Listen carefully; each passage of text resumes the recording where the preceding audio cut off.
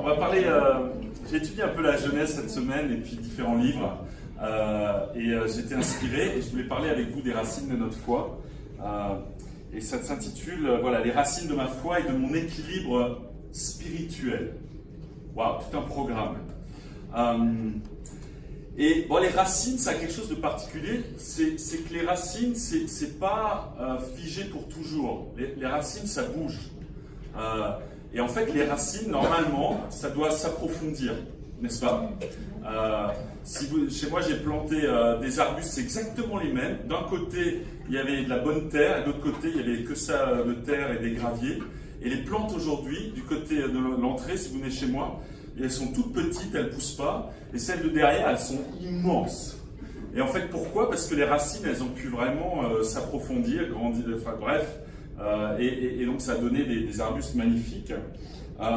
Si vous allez dans le Châteauneuf-du-Pape, pour les amateurs de vin, on vous apprendrait pourquoi le vin est bon là-bas. Parce qu'en fait, les racines peuvent aller jusqu'à 15 mètres de profondeur. Et donc, voilà, les connaisseurs, ils aiment bien le Châteauneuf-du-Pape, moi j'aime bien. Donc en fait, nous, on a des racines aussi, c'est des racines spirituelles, des racines de notre foi. Et en fait, avec les années, normalement, nos racines devraient s'approfondir, comme le Châteauneuf. Ça devrait vraiment aller toujours plus profond, chercher les bons ingrédients pour nourrir l'arbre spirituel que nous sommes. Ce qui est intéressant avec la Genèse, quand on parle de la Genèse, la plupart des gens, quand on leur dit « Tiens, on va étudier la Genèse », à quoi ils pensent?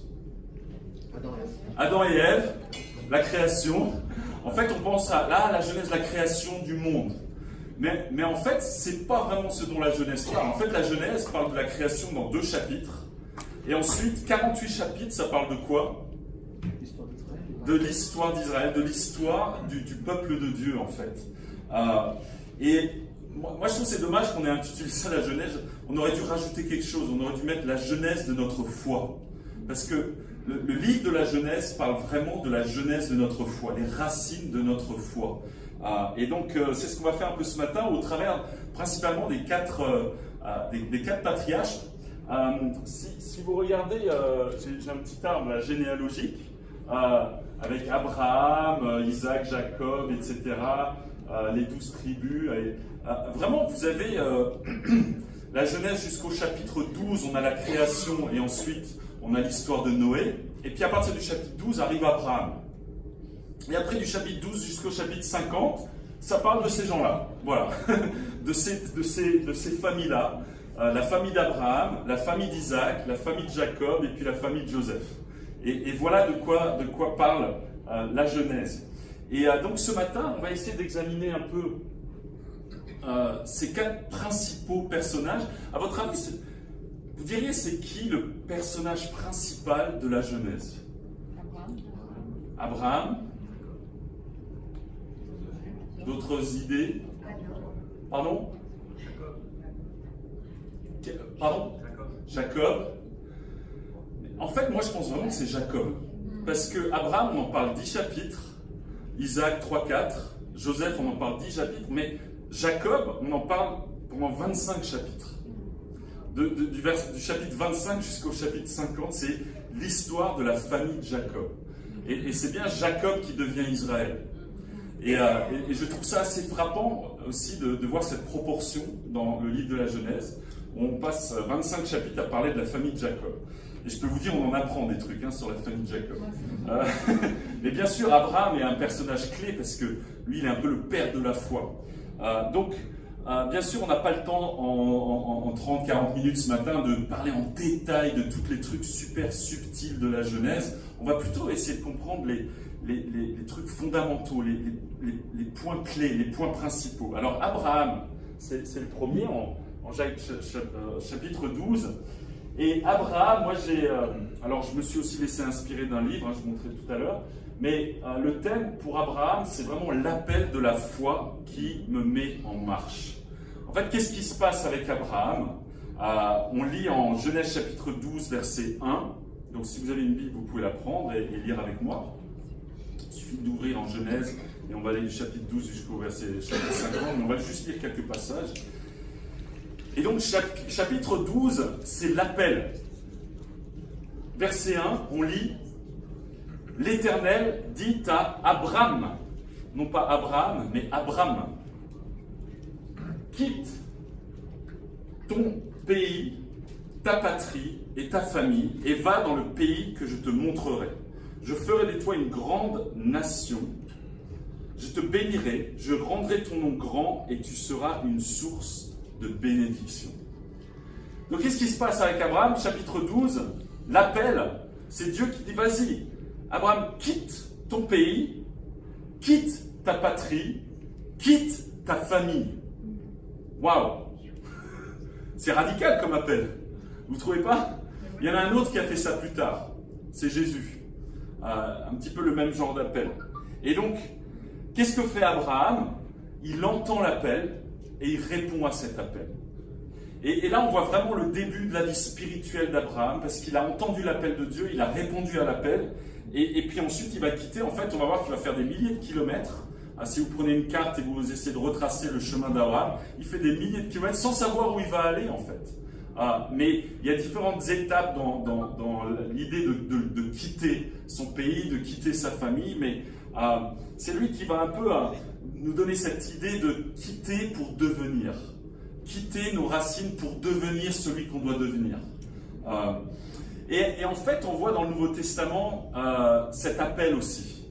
L'appel de quitter. Et on voit des gens qui sont appelés de manière différente, avec des appels différents, mais c'est toujours à la fin la même chose, c'est pour suivre Dieu, pour écouter Dieu. Et par exemple, dans le Nouveau Testament, on peut parler de 3 appels et de trois changements, de 3 conversions, de 3 types de conversions. Vous avez l'apôtre Paul, et lui, c'est le changement radical. Il quitte une vie vraiment de pharisien légaliste, enfin vous connaissez bien, et il change radicalement pour suivre Jésus. Et donc certains d'entre nous, peut-être, on a dû changer radicalement en devenant chrétien. Un style de vie, des façons de penser, vraiment on a dû changer complètement. Après vous avez l'apôtre Pierre. Lui, c'est plutôt le feu ranimé. Pierre, il avait quelque chose de bon au fond, il avait des bonnes racines et tout ça, mais il avait besoin d'être ranimé dans la foi. Et il devient, Céphas devient Pierre. Voilà. Et donc peut-être certains d'entre nous, on n'a pas eu une vie de débauche avant de devenir chrétien. On était peut-être déjà assez solide dans notre connaissance de Dieu, et on avait besoin de l'appel, un peu comme Jésus a appelé Pierre, d'être ranimé dans notre foi, pour pouvoir suivre Jésus. Et puis vous avez l'exemple de Timothée. Alors lui, il n'a pas eu du tout une vie de débauche, il n'avait même pas trop besoin d'être ranimé dans sa foi. Lui, c'est plutôt la continuité.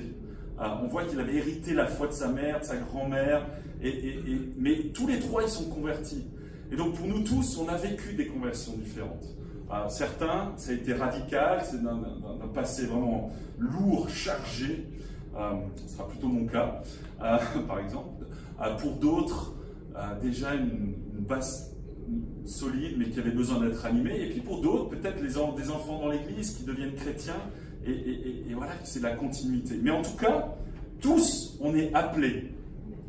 On est appelés comme Abraham. Et c'est intéressant de savoir que Église vient du mot ecclésia. Et ecclésia est composé de deux parties. Ek, qui veut dire hors d'eux, et Ecclésia, qui veut dire appel. Donc, Ecclésia, ça veut dire être appelé hors d'eux.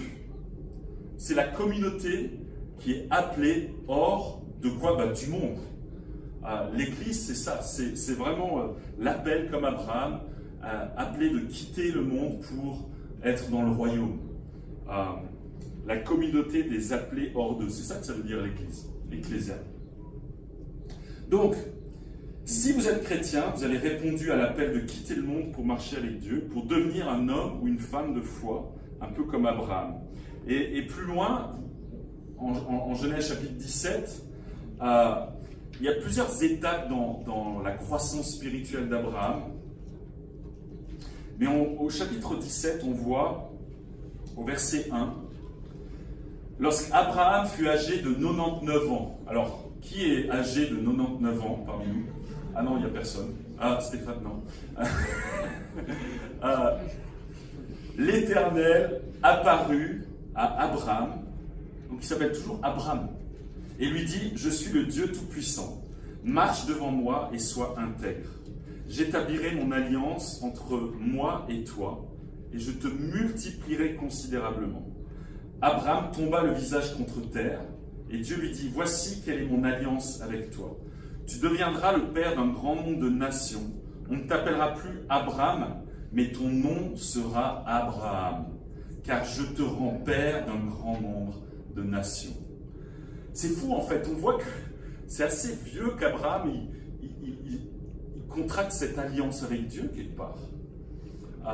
Sa vie spirituelle, elle commence dès sa naissance, mais il y a des étapes, et c'est à cet âge-là que, on va dire, il est complètement converti, qu'il signe cette alliance avec Dieu, et par la suite, il y aura les histoires d'Isaac, etc., etc. Mais c'est là qu'il devient Abraham. Et Dieu lui dit, voilà, toi, je vais t'utiliser, tu vas être le père de la foi d'un grand nombre de nations. Et puis sa vie continue jusqu'à 175, je crois.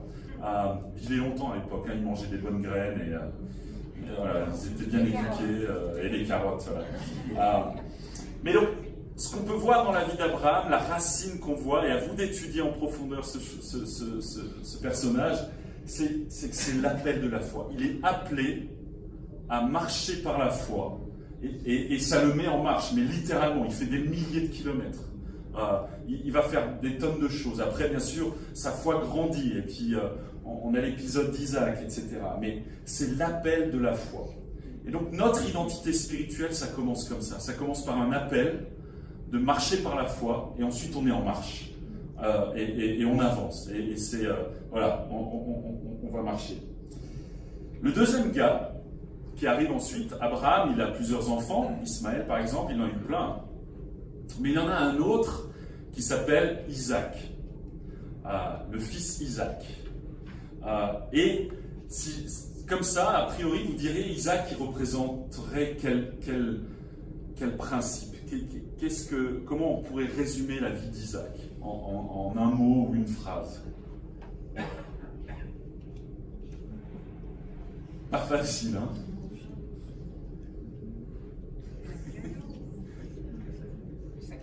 Sacrifice. Il a failli être sacrifié. D'ailleurs, il était adolescent, voire jeune homme, quand il a failli être sacrifié. Ok. Fils de la promesse. Le cadeau. Isaac, ça veut dire il rit. Vous direz, il a fait quoi pendant sa vie, Isaac? Il a vécu aussi 170 ans, 180 ans. Le berger. En fait, ce qui est frappant dans Isaac, c'est qu'il n'a pas fait grand-chose. Il n'a pas marché des milliers de kilomètres, il n'a pas une vie de dingue comme Jacob, etc., ou comme Joseph. En fait, Isaac, il était plutôt tranquille, vie paisible, petite vie tranquille. Alors, il a eu des petites épreuves, il a reconstruit des puits, donc c'est difficile. Mais bien sûr, il a eu des épreuves, mais la vie d'Isaac, elle est tranquille, en fait. Il est cool. Même pour trouver une femme, il ne s'est pas trop bougé. Il a envoyé quelqu'un, enfin son père a envoyé quelqu'un chercher une femme, il a attendu qu'elle arrive. Tranquille. Et en fait, l'auteur que j'ai lu, il dit que voilà, Isaac, ce qu'il représente, c'est le repos. Il représente le repos. Il ne se passe pas grand-chose dans sa vie, mais il jouit en fait quelque part de l'héritage de son père, de la foi de son père, de tout ce que son père a construit. Il vit dans le repos. Et il nous transmet quelque chose d'important qu'on doit garder dans notre cœur. C'est que ce qu'on apprend avec Isaac, c'est qu'on n'est pas aimé pour ce qu'on fait, mais pour qui on est. Dieu ne nous aime pas parce qu'on est hyperactif, mais il nous aime juste pour qui on est. Ses enfants, tout simplement. Et la vie chrétienne ne doit pas ressembler à une course épuisante et culpabilisante, mais ça doit plutôt ressembler à une vie de grâce, de paix, de repos, tout en étant actif, parce qu'on voit qu'Abraham il marche, mais une vie de grâce, une vie de paix, une vie de repos. Jésus il nous dit, venez à moi, vous tous qui êtes fatigués et chargés, et je vous donnerai du repos. Et donc, on pense aux apôtres qui allaient partout, qui évangélisaient et tout, mais au fond, ils étaient reposés. Leur âme était en repos. Jean, il dit, au début de l'évangile, en Jean 1,16, il dit « Nous avons tous reçu de sa plénitude et grâce sur grâce. » Voilà, on a été bénis, on a reçu. Et donc, Isaac, c'est Dieu qui agit pour lui. Voilà, avec Abraham, on apprend qu'il faut se mettre en marche, et avec Isaac, on apprend qu'il faut se reposer. Qu'il faut ne pas oublier le repos qui vient de Dieu. Il y a une phrase qui est intéressante, c'est Martin Luther, a priori, enfin, on lit ça dans les livres, lorsqu'il était fatigué le soir, il ouvrait la fenêtre et il priait, et il disait « Seigneur, ce monde, c'est toi qui l'as créé, alors prends-en soin. Bonsoir, moi je vais me coucher. » Donc, ouais, il ne faut pas oublier que c'est Dieu qui doit prendre soin du monde. Et certes, il nous utilise et on est en marche, mais nous, il veut nous donner du repos. Et Isaac, il représente ce repos. Et on doit se rappeler de l'importance de trouver notre repos en Dieu. Ensuite arrive le troisième. Donc Jacob, 25 chapitres. Alors bien sûr, il y a les histoires de Ruben, de toute la clique, de Joseph, etc. Mais Jacob, il est vraiment dedans, hein, du chapitre 25 jusqu'au chapitre 50. Alors, qu'est-ce que vous diriez? Si vous deviez dire en un mot une phrase, qu'est-ce que Jacob représente pour notre identité spirituelle, pour la racine de notre foi? Je vous fais réfléchir. L'homme qui s'est battu avec Dieu. L'homme qui s'est battu avec Dieu. Ok, pas mal. Ouais. Mais c'est le tordu. C'est un tordu. Il y a de ça, il y a de ça. Ouais. Et si on rejoint ces deux idées, si vous voyez la transformation de Jacob, qu'est-ce qui s'est passé? Comment on résumerait la transformation de sa vie? Comment? Israël, il est devenu Israël. Ouais, il y a beaucoup de choses. En fait, c'est difficile. On pourrait dire l'homme qui lutte avec Dieu, etc. Voilà, on a mis Jacob l'éternité, du monde matériel au monde spirituel. En fait, c'était intéressant de dire, il est tordu. Pourquoi il était au début? En fait, Jacob, ça veut dire le trompeur. Dès sa naissance, en tant qu'embryon, il est déjà trompeur. Il attrape le talon de son frère. Et par la suite, ça va le caractériser. Il va subtilement racheter le droit d'aînesse à Ésaü. Qu'est-ce qu'il va faire? Avec un plat de lentilles, donc pas cher. Plus tard, il va tromper son père. Ensuite, il va tromper son beau-père pour accumuler des biens matériels. En fait, la première partie de sa vie, vraiment, de Jacob, ça peut se résumer par moi, je vais un peu manipuler mon monde autour de moi et accumuler pour moi des bénédictions. Il est très axé sur les biens matériels. Et c'est frappant parce que vous voyez, Jacob, c'est pour ça que je pense que c'est le personnage principal de la Genèse. Ça m'a frappé en relisant cette semaine et même encore ce matin. Jacob, il trompe son monde, hein, pas mal. Mais qu'est-ce qui va lui arriver à la fin? J'aimerais pas être dans ses pieds, hein, dans sa peau. Ses enfants le trompent. Ils lui disent que ton fils a été tué dans les champs par une bête sauvage. Ils ramènent. Vous imaginez, vous envoyez vos enfants faire la collecte des champignons, puis vous en avez 4, il y en a 3 qui reviennent, et ils reviennent avec la tunique ensanglantée du petit dernier. Et il a été tué par les animaux. Et pendant plus de 20 ans, vous croyez que votre fils a été tué dans les champs par une bête sauvage. Et les enfants vous disent rien. Il a été trompé par ses... En fait, il a récolté ce qu'il a semé. Et c'est pour ça qu'on peut tellement apprendre dans la Genèse, parce qu'on voit des histoires de famille, on voit comment ce qu'on sème, on va le récolter. Moi, j'aimerais pas être comme Jacob. Bon, il y a plein d'autres bonnes choses, bien sûr. Mais il a trompé son monde, il a récolté plus tard ce qu'il a semé, il a été lui-même trompé par ses enfants. Mais au début de sa vie, il cherche principalement les bénédictions spirituelles. Terrestres, excusez-moi, les bénédictions terrestres. On lit en Genèse 28, au verset 20, il prie, il dit « Jacob fit ce vœu. Si Dieu est avec moi et me garde pendant mon voyage, s'il me donne du pain à manger et des habits à me mettre, et si je reviens dans la paix chez mon Père, alors l'Éternel sera mon Dieu. » Cette pierre dont j'ai fait un monument sera la maison de Dieu et je te donnerai la dîme de tout ce que tu me donneras. Autrement dit, si tu me donnes de l'argent, des biens, des champs, de la nourriture, etc., moi je te donnerai la dîme. Je suis sympa. Il y a un côté spirituel quand même, il est prêt à donner la dîme.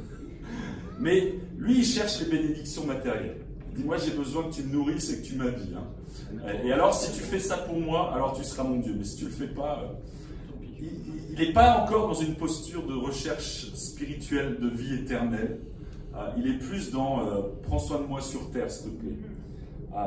Mais une nuit, tout va basculer. Et on voit ça en Genèse 32. Lorsqu'il lutte avec l'ange, et on pense vraiment que c'est le tournant de sa vie spirituelle là. Hein.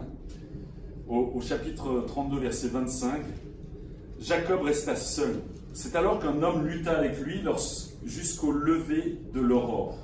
Voyant qu'il n'était pas vainqueur contre lui, cet homme le frappa à l'emboîture de la hanche. Celle-ci se déboîta pendant qu'il luttait avec lui. Il dit « Laisse-moi partir, car l'aurore se lève. » Jacob répondit « Je ne te laisserai pas partir avant que tu ne m'aies béni. » Il lui demanda « Quel est ton nom ?» Il répondit « Jacob. » Il ajouta « Ton nom ne sera plus Jacob, mais tu seras appelé Israël. Car tu as lutté avec Dieu et avec des hommes, et tu as été vainqueur. » Jacob lui demanda « Révèle-moi donc ton nom. » Il répondit « Pourquoi demandes-tu mon nom ?» Et il le bénit là. Jacob appela cet endroit Péniel, car il dit-il « J'ai vu Dieu face à face, et ma vie a été sauvée. » Et là, c'est le tournant, c'est Jacob devient Israël. Israël qui... Il y a pas mal de traductions en fait pour ce terme, mais ça, bien sûr, on a la traduction principale, il a lutté avec Dieu. Il y a d'autres traductions, Dieu lutte, Dieu persévère, Dieu soit vainqueur, mais on garde cette image de il lutte avec Dieu. Et je pense un peu comme Abraham, quand il a 99 ans, bref, ça devient Abraham. Jacob devient Israël ici, et c'est sa conversion spirituelle. Lui aussi, il change de nom. Et Jacob, il dit, je veux être béni par toi. Et probablement là, il pense peut-être plus trop aux bénédictions terrestres. Mais il commence à rentrer dans une autre façon de voir le monde. Il cherche de moins en moins les bénédictions matérielles. Et on va voir que le chemin d'Ésaü, son frère, il reste très ancré sur les choses matérielles, terrestres. Et Jacob, plus dans les choses spirituelles, dans les relations. Il devient un autre homme. Et il commence à regarder vers la promesse. Et il commence à être envahi par cette idée de promesse que Dieu lui fait.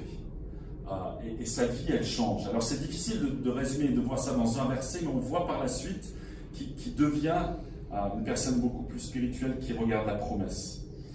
Ce qui est intéressant avec ces deux hommes, Ésaü et Jacob, donc les deux frères, Ésaü, ça a donné les Édomites, et les descendants, un jour, 17 siècles plus tard, il y a deux rois qui descendent d'Ésaü et Jacob. Il y a un roi qui s'appelle Hérode, qui descend d'Ésaü, des Édomites, et un roi qui s'appelle Jésus, qui descend de Jacob. Et ces deux rois vont se retrouver face à face un jour. Hérode, lui, pense aux choses terrestres. Il construit un temple terrestre, physique, avec des pierres mortes. Jésus, lui, construit un autre temple avec des pierres vivantes. Un temple spirituel. Le temple d'Hérode, aujourd'hui, il reste un mur, qu'on appelle le mur des lamentations, terrestre. Mais le temple de Jésus, il est constitué de pierres vivantes. Et c'est nous aujourd'hui. C'est spirituel. Et donc c'est vraiment passionnant d'étudier la descendance de ces personnes. D'étudier Jacob, d'étudier Ésaü. Et donc Jacob, il représente cet aspect crucial de notre vie spirituelle, passer du terrestre au céleste. Et c'est une lutte, parce que quand on prie, souvent on prie pour des choses terrestres, n'est-ce pas? Eh Dieu, donne-moi un boulot. Dieu, donne-moi la santé. Dieu, donne-moi à manger. Dieu, bien sûr, c'est normal. Mais ultimement, on doit être ancré sur les choses célestes. Et Paul, il nous dit, regardez à ce qui est en haut, et pas à ce qui est sur la terre. Et donc, quand on construit nos racines profondes de notre foi, pourquoi est-ce qu'on prie le plus? Qu'est-ce qui est notre lutte spirituelle? On lutte avec Dieu, comme Israël. Mais est-ce qu'on lutte juste avec Dieu pour les choses terrestres, ou est-ce qu'on lutte avec Dieu pour les choses célestes, pour le royaume? On lutte, mais on ne doit pas juste lutter pour ici et maintenant, mais pour le royaume, pour l'éternité. Donc Abraham, l'appel de la foi qui nous met en marche, Isaac, le repos, Jacob, la lutte, passer du monde terrestre au monde céleste, et puis Joseph, le quatrième. Alors qu'est-ce que vous diriez, si vous devez résumer en un mot, une phrase, que représente Joseph? Confiance en Dieu, la foi, la persévérance. Fidélité. Comment? La pureté. Fidélité. L'homme qui a appris l'humilité. L'homme qui a appris l'humilité. Il y a des tonnes de choses avec Joseph, hein. Il est incroyable. Hein. Le pardon, confiance. Et finalement, ce qui caractérise Joseph, qu'est-ce qui caractérise par rapport aux autres? La foi. Mais qu'est-ce qu'il subit en fait? Comment? Il s'adapte. Il est quand même vachement en galère. Hein. Adolescent, les frangins veulent le tuer. Je sais pas, c'est le petit frère. Vous imaginez, les grands frères veulent tuer le petit frère. Déjà, c'est pas cool. C'est pas très fort. Hein. Allez, on est 11. Oh, non, ils étaient 10 à ce moment. Non, 11. Non, 10 parce que Benjamin n'était pas encore. Donc, ils sont 10. Les 10, ils disent on va tuer le petit frère. Ça en dit long sur les 10 autres. Puis heureusement, il y en a un qui dit ah non, le frère aîné, Ruben, il dit non, on va quand même pas le tuer. Papa sera pas content. Donc,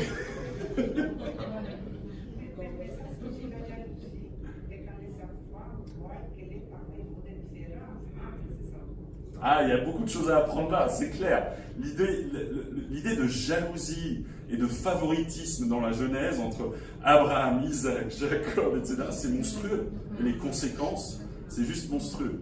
Mais vous avez quand même les 10 frangins qui veulent tuer le petit frère. Et Ruben, il dit non, on va pas le tuer, papa sera pas content. Donc on dit ok, on va le mettre dans une citerne. Et puis, chose étonnante, c'est Judas qui va trahir, qui va vendre Joseph pour 20 pièces d'argent. C'est marrant de lire ça dans la Genèse quand même. Hein. Il y aura un autre Judas plus tard qui va vendre un Jésus pour 30 pièces d'argent. C'est Judas qui dit hey, vendons-le pour 20 pièces d'argent. C'est incroyable le nombre de symboles, le nombre de prophéties qu'il y a dans la Genèse sur ce qui va se passer plus tard.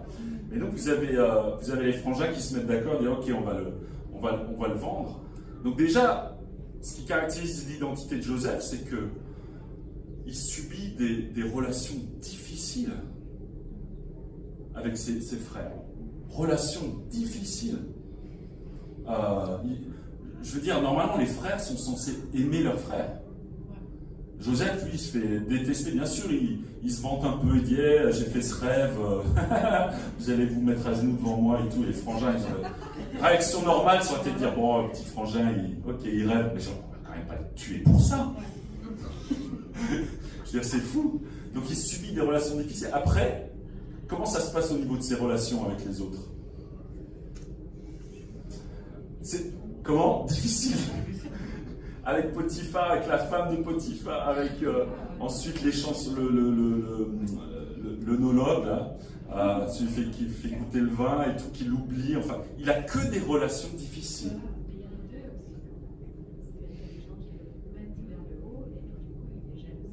Ouais.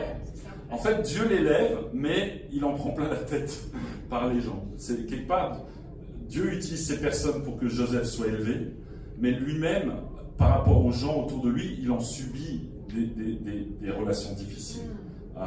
Et donc Joseph, moi je pense vraiment que ce qu'il représente, c'est les relations difficiles mais nécessaires avec les autres.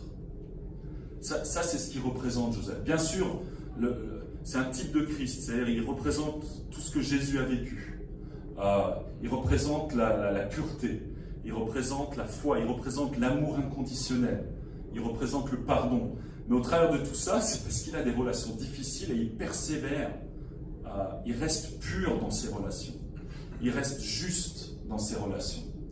Moi, ça me fait penser pas mal à l'église, ou à nos relations en général dans la famille, avec nos amis, avec nos familles, etc.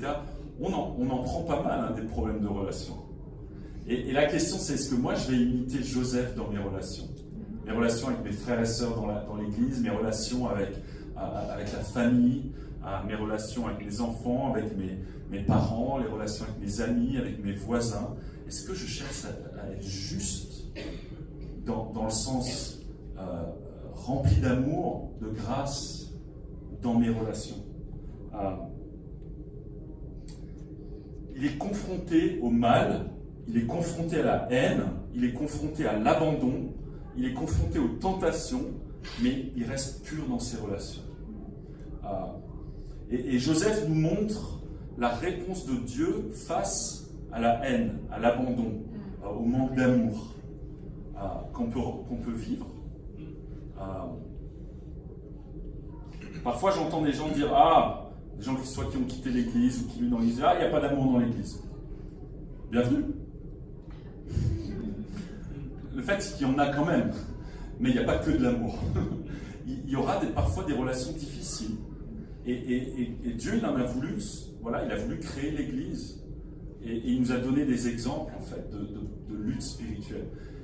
Mais parfois, on peut être tenté, même si on ne quitte pas l'Église, de quitter une relation, de s'éloigner. Et moi, non, toi, je ne vais plus te parler, toi. Tu m'as blessé. Est-ce que c'est ce que Joseph a fait? En fait, vous connaissez la fin, c'est peut-être la plus belle histoire de toute la Genèse, l'histoire de Joseph. Et ça finit par cette histoire, parce que je crois que Dieu a voulu que ce soit ainsi. Mais bien sûr, je ne vais pas vous raconter toute l'histoire de Joseph, vous la connaissez, mais ce qui est frappant à la fin, c'est que Joseph, quand les frères finalement viennent, les frères ne savent toujours pas que c'est lui qu'ils ont failli tuer, mettre dans la citerne, vendu, etc. Les frères ne savent pas, lui il le sait. Et c'est quoi sa réaction? Qu'est-ce qui se passe personnellement dans son cœur? Il pleure. Il est obligé d'aller dans une autre pièce parce qu'il est tellement rempli d'émotions, mais d'émotions pures, bonnes, justes. Il pleure d'amour pour ses frères, les frères qui ont failli le tuer. C'est fou. En fait, sa vie a été transformée par Dieu au travers des souffrances. Mais comme on a lu le passage ce matin d'Axel, que notre cœur devient un cœur de chair, son cœur, au lieu de s'endurcir à cause des épreuves et des souffrances et de la haine et de l'abandon et de la méchanceté, en fait son cœur s'est adouci. Son cœur est devenu encore plus tendre que jamais. Et là on voit la main de Dieu et on voit l'œuvre que Dieu veut faire dans notre vie. Et que parfois c'est au travers des souffrances relationnelles que notre cœur peut s'attendrir. À nous de choisir, parce qu'on a le choix. On a déjà fait cette discussion sur le libre arbitre. En fait, on a le choix dans quel sens va aller notre cœur. Est-ce que moi, les blessures, je vais m'endurcir mon cœur quand je souffre relationnellement, ou est-ce que je vais prier pour avoir l'attitude de Jésus? Parce qu'à la fin, Joseph, il représente Jésus, qui est la personne qui est ultimement la plus martyrisée. Et l'évolution de notre vie, est-ce qu'en vieillissant, notre cœur, il s'attendrit toujours plus? Ou est-ce qu'il s'endurcit?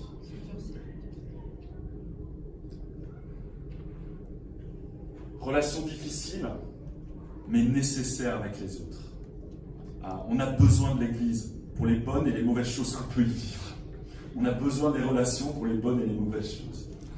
On va lire en Genèse 50, peut-être l'un des plus beaux versets de toute la Genèse. À la fin, Genèse 50, et au verset 19.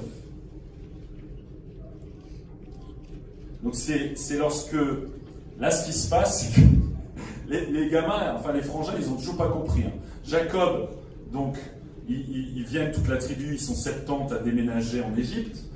Joseph, il en prend soin, il leur donne le meilleur territoire, etc. etc. Tout se passe bien pendant 17 ans. 17 ans que Jacob et la famille de Jacob est en Égypte. Donc super relation. Et puis Jacob meurt. Et les frangins, ils n'ont toujours pas compris. Ils pensent que Joseph, il est roublard. Et donc ils se disent, maintenant que Jacob est mort, Joseph va nous faire du mal. Ils ont du mal, hein. C'est fou comment on peut... Parce qu'on est... Eux, ils sont comme ça, ils pensent que l'autre va être comme ça. Mais pas forcément, en fait. Et donc ils essayent de dire à Joseph, tu sais, Jacob, il a dit que tu devais vraiment prendre soin de nous et tout. Joseph, il dit, mais les gars, vous n'avez pas compris? Mais ouvrez les yeux, quoi. Et il dit au verset 19, n'ayez pas peur. Suis-je en effet à la place de Dieu? Vous aviez projeté de me faire du mal. Dieu l'a changé en bien pour accomplir ce qui arrive aujourd'hui, pour sauver la vie à un peuple nombreux. Désormais, n'ayez donc plus peur. Je pourvoirai à vos besoins et à ceux de vos enfants. C'est ainsi qu'il les réconforta en parlant à leur cœur. Dire, waouh, c'est magnifique. Vous aviez prévu de me faire du mal, mais Dieu l'a changé en bien pour vous sauver. Et il montre à quel point il a un bon cœur pour eux.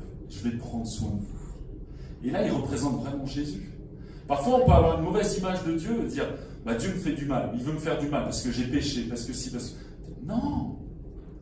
On voit dans la vie de Abraham, Isaac, Jacob, Joseph, que malgré leurs bêtises, malgré leur fourberie, malgré leur méchanceté, Dieu veut quand même leur faire du bien. Et c'est ça toute l'histoire de la Genèse, c'est que nous on peut être méchants, abandonnés, avoir de la haine, faire des bêtises pas possibles, mais Dieu nous aime toujours. Et Dieu veut nous faire du bien. Est-ce qu'on comprend ça? En fait, la Genèse, au travers de ces personnages, on voit l'amour inconditionnel de Dieu. Parce que les gars, ils sont allés loin dans la bêtise, hein, les 4. Enfin, Joseph, pas trop. Mais les 3 autres, et surtout Jacob, et puis Abraham, il en a fait pas mal aussi. Et les enfants de Jacob. Mais maintenant, nous, quand on est maltraité par nos frères, quand on ne se sent pas aimé,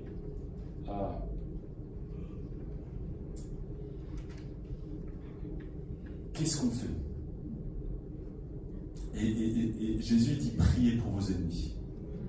Priez pour ceux qui vous font du mal. Priez pour ceux qui vous persécutent.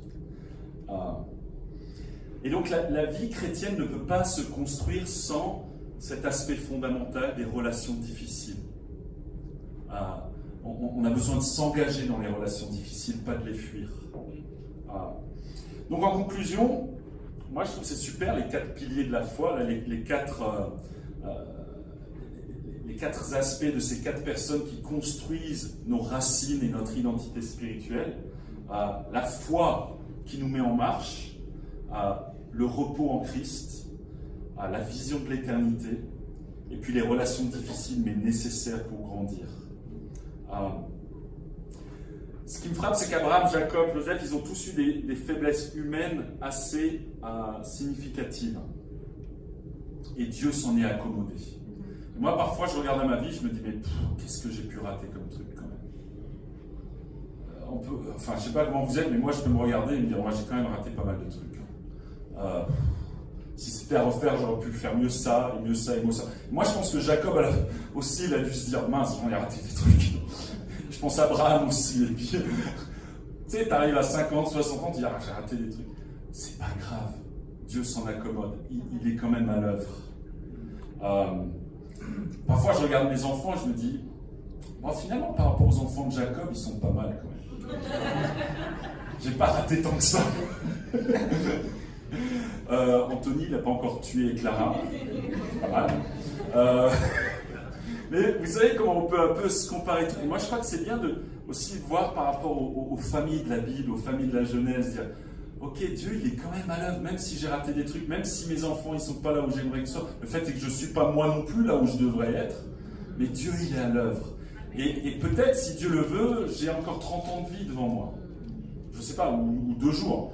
Mais peut-être, si Dieu le veut, statistiquement, j'ai encore 30 ans. Donc je suis à peine à la moitié de ma vie spirituelle. Je suis chrétien depuis 30 ans. Donc j'ai encore 30 ans de vie chrétienne. Mais qu'est-ce que Dieu va faire les 30 prochaines années?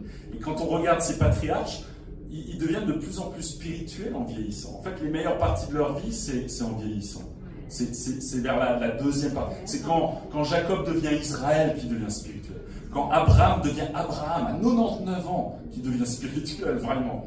Et donc, on peut se dire, oh, non, l'avenir spirituel, il est devant nous.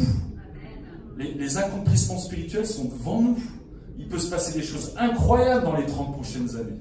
À nous de nous laisser inspirer par ces personnes-là, d'apprendre ce qu'on a pu apprendre dans notre vie passée. Et on a une autre vie devant nous. Et puis à nous de semer les bonnes choses, de semer la parole tout autour de nous, de la semer dans notre famille. À la fin, c'est quand même le petit dernier qui a sauvé toute la famille. C'est Joseph qui sauve toute la famille. On ne sait pas, hein, peut-être vous avez un petit gamin de 4 ans, là, vous êtes en train de lui enseigner la Bible, mais c'est peut-être lui, quand vous serez vieux et que vous serez mal dans votre foi, qui va vous sauver. On ne sait pas. On ne sait pas. Mais semez le bien, semez la parole, et Dieu va faire croître. Donc j'ai 4 questions pour finir. La première, c'est est-ce que nous marchons par la foi aujourd'hui? Et est-ce que cette foi nous fait porter des fruits du royaume? Est-ce qu'on marche par la foi comme Abraham, comme on le décrit dans le livre de Jacques? Une foi qui fait porter des fruits. La deuxième, c'est est-ce qu'on ressent le repos, la grâce et la paix qui viennent de Christ? Et est-ce qu'on baigne dans ce repos et dans cette grâce? Comment approfondir cet aspect de notre vie? Par la prière, la méditation, etc. Mais on a besoin de ressentir le repos de Christ. La troisième, c'est est-ce qu'on vit et on construit notre vie avec pour point de mire l'éternité? Et on passe des choses terrestres aux choses célestes. Et puis, est-ce qu'on accepte des relations difficiles? Est-ce qu'on apprend à aimer de manière inconditionnelle, quoi qu'il se passe dans nos relations? Méditons sur ces 4 aspects de notre vie. Et puis maintenant, on va prendre le repas du Seigneur. Et on va prendre ce moment où Jésus il a décidé de faire un repas pour qu'on se rappelle de lui. Et en fait, on se rappelle de tous ces aspects pendant ce repas. Parce que quand on pense au repas du Seigneur, d'abord, ce sont ceux qui sont appelés par Jésus qui prennent ce repas. Donc c'est les appelés, c'est l'Église.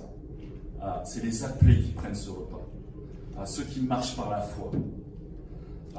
Ensuite, qu'est-ce qu'on fait pendant ce repas? On se rappelle du salut éternel, du salut dans lequel nous nous reposons.